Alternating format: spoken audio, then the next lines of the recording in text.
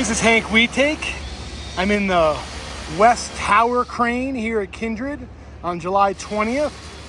On my right here, we have the West Tower here at Kindred.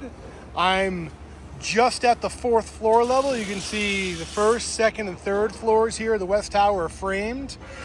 We are getting ready to pour the 4th floor. You can see at this elevation, the pretty spectacular view, right over the top of Jack Pine out to the Gore Range.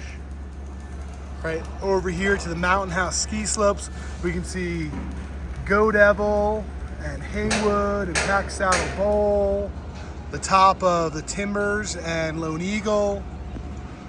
I come back over here and I've got the Events Plaza below me. This is the hotel right here, about as close as you can possibly get to the gondola. Out to the wetlands. You can see we're starting to work on the pool over here. There's the pool facility here at Kindred. But the view from the 4th floor where I'm standing right now in the tower crane, pretty amazing.